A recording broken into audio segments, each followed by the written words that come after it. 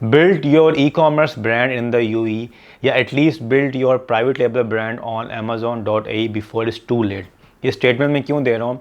क्योंकि रिसेंटली मुझे इनवाइट किया था वर्ल्ड ऑफ दुबई में as a speaker. World of Dubai MENA region की one of the largest e commerce exhibition और कॉन्फ्रेंस हुई है, जहाँ पे एज अ स्पीकर मैंने पार्टिसिपेट किया। I met lot of people over there, discussions हुई इंडस्ट्री के एक्सपर्ट्स लोगों के साथ, गपशप लगी और पता चला कि ट्रेंड क्या कह रहा है, हम किस तरफ जा रहे हैं और why it is a right time to start your e commerce brand, चाहे वो यूई के अंदर हो या किसी भी कंट्री में हो। इस वीडियो में आपके साथ कुछ स्टैट्स शेयर करूंगा और डिस्कस करूंगा कि आप किस तरह से अपना ब्रांड बिल्ड कर सकते हैं in this region. Don't forget to subscribe like button. So trend क्या कह रहा है हमें? अगर हम बात करें अमेज़ॉन के ऊपर, ख़ास तौर पर अमेज़ॉन की जो मिडल ईस्ट की खाली जो मार्केट है वो 2025 तक एक्सपेक्टेशन की जा रही है कि $20 बिलियन को हिट करेगी। सो यू कैन फील के कितनी बड़ी ये मार्केट होने जा रही है in terms of e commerce platform. MENA region में हम मल्टीपल प्लेटफॉर्म्स के ऊपर सेल कर सकते हैं। अगर हम देखें सबसे टॉप पे अमेज़ॉन, नून है, फिर दूसरे छोटे छोटे प्लेटफॉर्म्स हैं जहाँ पे आप अपने ब्रांड को बना सकते हैं। प्लस आप शॉपिफाई पे अपनी वेबसाइट पे अपने ब्रांड को बिल्ड करके ग्रो कर सकते हैं। हाल ही यूई की बात करें तो मोर देन 90% पॉपुलेशन जो है वो इंटरनेट यूज़ करती है in the UAE. Middle east की बात करें तो वो भी 80% से ऊपर है। तो जितना भी बायर है या जितने भी लोग हैं वो ऑनलाइन शॉपिंग को प्रेफर कर रहे हैं। ऑनलाइन शॉपिंग का ट्रेंड बहुत स्पीड से बढ़ता जा रहा है। आप इमेजिन करें कि जिस पॉपुलेशन के मोर देन 90% लोग इंटरनेट के साथ कनेक्टेड हैं और ऑनलाइन बाइंग कर रहे हैं, तो कितना पोटेंशियल है for sellers to grow their brands in this region. अगर हम सिर्फ अमेज़ॉन की बात करें तो अमेज़ॉन पे 2024 की जो फिगर बता रही है हमें कि मोर देन 120,000 प्राइम बायर्स हैं जो जिन्होंने सब्सक्राइब किया हुआ है और ये फिगर इंक्रीज़ होती जा रही है day by day. Prime members वो होते हैं जो अमेज़ॉन के ऊपर प्राइम मेंबरशिप लेते हैं, मंथली पे करते हैं और जिनको फ्री डिलीवरी होती है, सेम डे और नेक्स्ट डे में उनको डिलीवरी मिल जाती हैं। खाली अमेज़ॉन की बात करें तो जैसे आपको मैंने बताया मिनिमम 1 लाख जो है मेंबर, प्राइम मेंबर है ऑन amazon.ae। अगर वो 10 दफ़ा भी एक प्रोडक्ट ख़रीदता है तो आप मल्टीप्लाई करें तो 1 मिलियन आपके पास ये मार्केट आ गई जो सिर्फ़ और सिर्फ अमेज़ॉन के प्राइम मेंबर्स हैं। उसके अलावा प्राइम मेंबर्स के अलावा बाकी लोग भी बाय करते हैं। तो खाली amazon.ae की आप मार्केट को देख सकते हैं कि कैसे ग्रो कर रही है। amazon.ae की मार्केट के साथ आप अमेज़ॉन सऊदीया में सेल कर सकते हैं। अब इजिप्ट भी ओपन हो चुका है, वहाँ पे भी आप सेल कर सकते हैं। फिर यूई में बैठ के आप इंटरनेशनल मार्केट्स को भी कनेक्ट करके अपनी प्रोडक्ट्स को सेल कर सकते हैं। ये मैंने अमेज़ॉन की बात की। अब हम चलते हैं नून पे। नून ने अपना प्लेटफॉर्म बहुत अच्छा किया है, उनकी जो प्रोसेसेस हैं वो भी इम्प्रूव हुए हैं, इनकी कस्टमर सपोर्ट भी बेहतर हुई है। तो हम एक अच्छा ट्रेंड देख रहे हैं सेल्स का ऑन नून एज़ वेल। लेकिन ऑब्वियसली आप अमेज़ॉन को नून से कंपेयर तो नहीं कर सकते क्योंकि अमेज़ॉन ने अच्छा खासा जो मार्केट सेगमेंट है वो कवर किया हुआ है, but Noon is also growing. So Amazon के साथ साथ आप नून पे काम कर सकते हैं। नून यूई में भी है, सऊदीया में भी है, इजिप्ट में भी है। फिर उसके बाद आप अपना शॉपिफाई स्टोर बना सकते हैं, प्राइवेट लेबल का भी बना सकते हैं और जो आपकी प्रोडक्ट्स होती हैं, जो ट्रेंडिंग प्रोडक्ट्स हैं वो भी सेल कर सकते हैं। सो आपके पास मल्टीपल प्लेटफॉर्म है इन दिस रीजन जिसकी बेस पे आप अपने ब्रांड को ग्रो कर सकते हैं। अब मैं बात करूंगा स्पेसिफिकली फॉर अमेज़ॉन। अमेज़ॉन के ऊपर प्राइवेट लेबल इस टाइम क्यों करना चाहिए? क्योंकि अगर हम ट्रेंड को फॉलो करें तो इस टाइम अच्छा खासा गैप है इन द मीना रीजन। मैं मीना रीजन की बात कर रहा हूँ ताकि जिसमें हम यूई को कवर कर रहे हैं, केएसए को कवर कर रहे हैं, जिप्ट को कवर कर रहे हैं। तो अच्छा खासा पोटेंशियल है फॉर प्राइवेट लेबल। वो लोग जो लोकल मैन्युफैक्चरर्स हैं इन द यूई वो इस चीज़ का फ़ायदा उठा सकते हैं, या वो मैन्युफैक्चरर्स जो यूई से बाहर बैठे हुए हैं वो यहाँ पे अपनी प्रोडक्ट्स को सेल कर सकते हैं और इस मार्केट को कवर कर सकते हैं।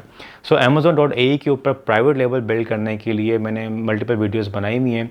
मैं आपको एक रफ़ आइडिया दे रहा हूँ इस वीडियो में ताकि एक हम रिकैप कर लें और आपको एक प्लान मिल जाएगा किस तरह से आप यूई के अंदर प्राइवेट लेबल को बिल्ड कर सकते हैं। पहला प्रोसेस क्या होता है? Product hunting. प्रोडक्ट हंटिंग कैसे की जाए। प्रोडक्ट हंटिंग करने के लिए आपने टूल्स यूज़ करने हैं और मैनुअल हंटिंग भी करनी है। ऑलरेडी मैंने वीडियोस बनाई हुई हैं।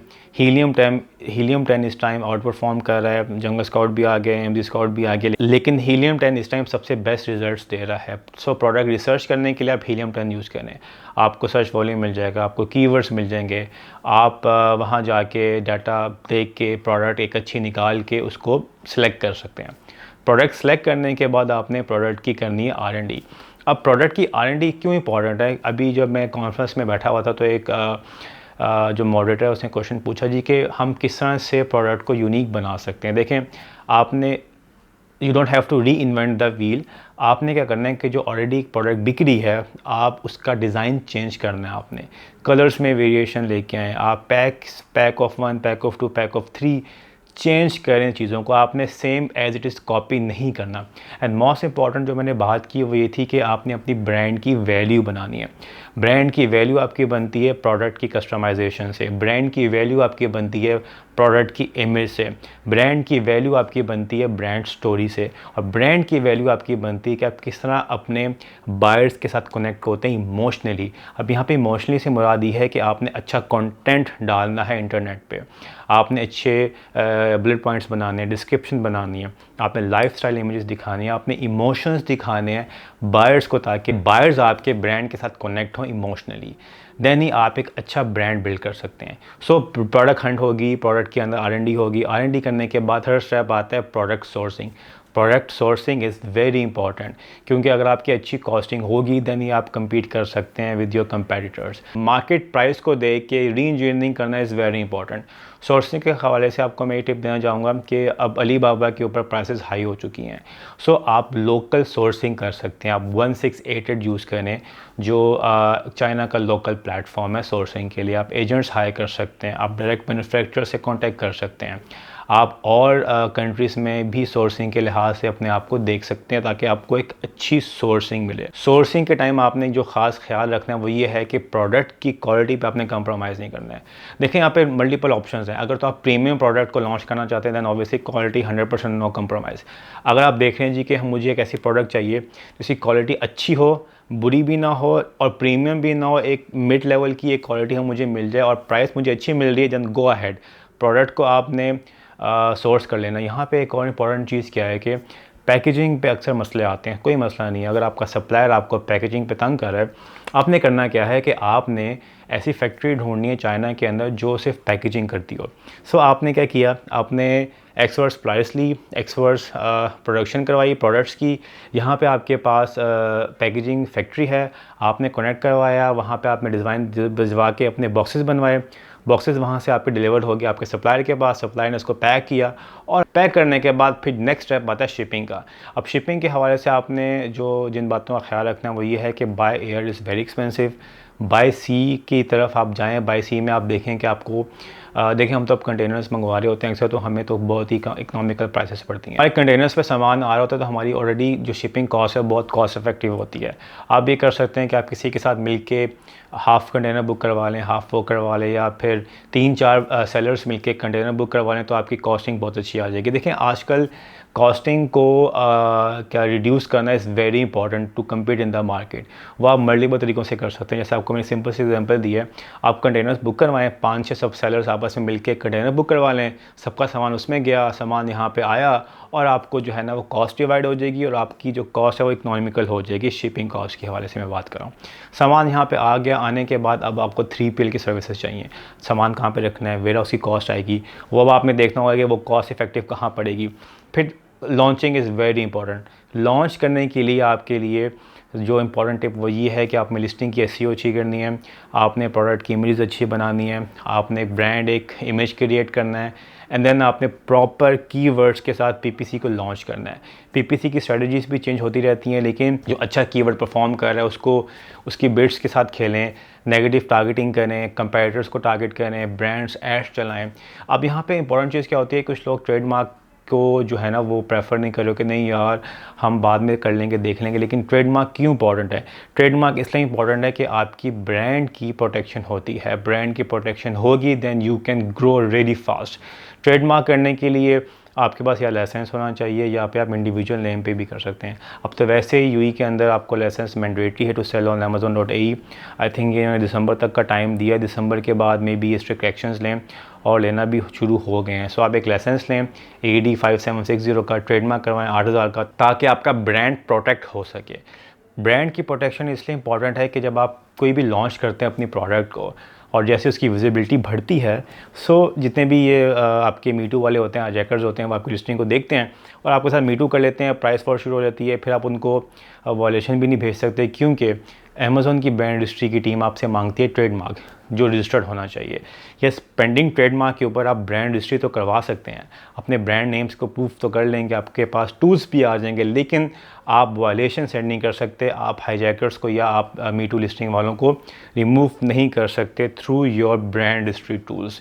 That is why brand registry के लिए trademark is very important. Trademark के बाद ही आप अपनी प्रोडक्ट को, अपने लिस्टिंग को, अपने ब्रांड को प्रोटेक्ट कर सकते हैं। देन उसके बाद आपने अपनी ब्रांड को ग्रो करना है, keep on adding more products. एक प्रोडक्ट का कोई फ़ायदा नहीं है।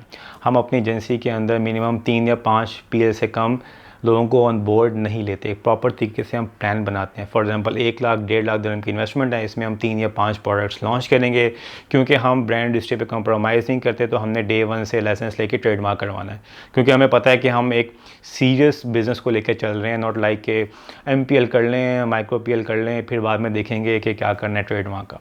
कोई फ़ायदा नहीं है। काम करना है तो प्रॉपर तरीके से करें। Brand building is very important. Brand building तब भी होती है जब आप एक प्रॉपर वे में, लीगल वे में काम कर रहे हैं। देन आपने क्या करना है, एक्सटर्नल ट्रैफिक यूज़ करनी है। एक्सटर्नल ट्रैफिक के लिए आप टिकटॉक यूज़ कर सकते हैं, इंस्टाग्राम यूज़ कर सकते हैं, पिंटरेस्ट यूज़ कर सकते हैं, and then you can also use Snapchat as well. ये सारी बातें तो होगी कि प्रोडक्ट्स लॉन्च कर दी, ब्रांड लॉन्च हो गया, अब उस ब्रांड को संभालना भी है। संभालने के लिए आपको एक अच्छा VA या अच्छी एजेंसी चाहिए, ताकि आपकी अकाउंट की मैनेजमेंट प्रॉपर वे में हो सके। अब अक्सर मैं लोगों के अकाउंट ऑडिट्स कर रहा होता हूँ तो पता चलता है कि उनके फाइनेंशियल तबाह बर्बाद हैं। वो कहें जी कि हम हज़ारों डॉलर्स की या हज़ारों दिरहम्स की सेल्स कर रहे हैं, प्रॉफिट्स वो माइनस में जा रहे होते हैं, उनको पता नहीं होता है कैलकुलेशंस कैसे करनी है। Sales is something else, profit is something else. तो आपने प्रॉपर वे में अपने अकाउंट्स को देखना है। मैं अक्सर अकाउंट का ऑडिट कर रहा होता हूँ तो पता चलता है सेल्स तो बहुत अच्छी हैं, लेकिन प्रॉफिट्स प्रॉपर तरीके से उन्होंने निकाले नहीं हुए, क्योंकि हम अक्सर अकाउंट्स की फ्लिपिंग के पॉइंट व्यू से भी देख रहे होते हैं। ये पॉइंट मैं बाद में डिस्कस करता हूँ। सो प्रॉफिट्स निकालने के लिए बहुत इंपॉर्टेंट चीज़ क्या है कि आपने ऑब्वियसली अमेज़ॉन की रिपोर्ट्स एक्सट्रैक्ट करके उसका एनालिसिस करना है। सबसे पहले सेल्स होंगी, सेल्स के बाद आपके जितने भी खर्चे हैं अमेज़ॉन की तरफ से हुए हैं, अमेज़ॉन की FBA fees, refer fees, storage fees, फिर आपके कोई भी एडजस्टमेंट्स होती हैं, देन आपकी PPC माइनस होगी। उसके बाद फिर आपने अपनी कॉस्ट ऑफ गुड्स माइनस करनी है कि आपकी सोर्सिंग की क्या कॉस्ट थी, देन आपके ओवरहेड्स, 3PL की कॉस्ट, आपके बैंकिंग चार्जेस, अदर एक्सपेंसेस जो भी हैं वो माइनस करने के बाद आपका नेट प्रॉफिट निकलता है। अब ये नेट प्रॉफिट क्यों ज़रूरी है, क्योंकि आपने फ्यूचर में अपने अकाउंट को फ्लिप भी करना है। अगर आपने फ्लिप नहीं करना तो एटलीस्ट आपने अपने अकाउंट्स की वैल्यूएशन भी लगानी होती है, कि अगर आपने अपने लिस्टिंग से एग्ज़िट करना है 2-3 साल के बाद, तो आपके पास एक प्रॉपर डाटा हो। ये इंपॉर्टेंट इसलिए कि आप अपने अकाउंट को जब फ्लिप करने जा रहे होते हैं तो लोग आपसे, जो इन्वेस्टर्स हैं, जो बायर्स हैं, वो आपसे अपने फाइनेंशियल्स मांगेंगे। मैं अक्सर मांगता हूँ, मेरे पास अकाउंट्स आते हैं जी हमने बेचना है, मैंने कहता हूँ भाई फाइनेंशियल्स क्या हैं जी, वो क्या होते हैं हमें तो पता नहीं है। तो भाई फाइनेंशियल्स के बगैर आप कैसे पिच करोगे किसी भी इन्वेस्टर को। सो आपने अपना रिकॉर्ड मेंटेन करना है मंथली बेसिस पे, ईयरली बेसिस पे, कि आपका ऑन एवरेज प्रॉफिट कितना बन रहा है। फॉर एग्जांपल अभी एक अकाउंट हमने फ्लिप किया, सो उसमें ऑन एवरेज छोटा सा अकाउंट था, तो वो तकरीबन 1500 दिरहम्स उसमें नेट प्रॉफिट था कंसिस्टेंट पिछले 1.5 सालों से। सो वो 15 टाइम्स वो फ्लिप हो गया, 12 to 15 टाइम्स आपकी ऑन एवरेज प्राइस लग जाती है। जैसे आपको मैंने बताया था, एक और अकाउंट है हमारे सर्कल में फ्लिप हुआ है 1 मिलियन दिरहम्स का, एम्पायर फ्लिपर के ऊपर। सो उसका on average profit I think 25,000 dirhams था। सो इसलिए इंपॉर्टेंट है कि आपने अपने प्राइवेट लेबल के जो या ब्रांड के जो भी फाइनेंशियल्स वो साथ साथ बनवाने भी हैं। और ऑब्वियसली अब तो कॉर्पोरेट टैक्स भी आ गया, तो कॉर्पोरेट टैक्स के लिए वैसे आपने हर साल अपने जो है डॉक्यूमेंट सबमिट करवाने होते हैं। तो इस तरह से आपने अपने ब्रांड को बिल्ड करना है प्रॉपर तरीके से, एक एक प्रोसेस के अंदर खुद ही घुस के। मैं बेसिकली सेलर्स को ये कहता हूँ या ब्रांड ऑनर्स को यही कहता हूँ कि अपने अकाउंट में खुद भी इन्वॉल्व हों। देखिए हम तो आप लोगों के लिए काम कर रहे हैं, लेकिन जब तक आप खुद ऑन नहीं करेंगे अपने ब्रांड को, आपके अंदर वो पैशन नहीं होगा, वो अर्ज नहीं होगी कि भाई मुझे अपने ब्रांड को बढ़ाना है, देन आप कैसे ग्रो करेंगे? सो आपकी अपनी जो इन्वॉल्वमेंट है वेरी इंपॉर्टेंट। अमेज़ॉन के साथ साथ देन नून के ऊपर आप लिस्टिंग करें, नून को ग्रो करें, देन शॉपिफाई पे आ जाएँ, डिफरेंट प्लेटफॉर्म्स के ऊपर अपने ब्रांड की विजिबिलिटी बढ़ाएं, क्योंकि ये वैल्यूएशन के लिए बहुत ज़रूरी होती है। So it is a right time अपने ब्रांड्स के ऊपर काम करें, अमेज़ॉन पे, नून पे, शॉपिफाई पे, किसी भी तरह का ऑनलाइन अपने प्रेजेंस को शो करवाएं, क्योंकि फ्यूचर क्या कहता है हमें इस पर हम बात करते हैं, क्योंकि I met a lot of people. और जैसे एआई रिवॉल्व हो रहा है, चेंज हो रहा है, हर चीज़ बहुत ही ईजी हो जाएगी और आपकी ब्रांड बिल्डिंग के पॉइंट ऑफ व्यू से ये बहुत ज़रूरी है अगले 2-3 साल। देन आप एक बहुत ही बड़ा चेंज देखेंगे इन ई कॉमर्स सेक्टर। उससे पहले ब्रांड्स बना लें, ब्रांड्स बेचें, एग्ज़िट कर जाएं या फिर अडॉप्ट करें चेंजेस को accordingly. If any question comment down below. I hope ये आपको इन्फॉर्मेशन अच्छी लगी होगी। लाइक करें, शेयर करें। सी यू, टेक केयर, बाय।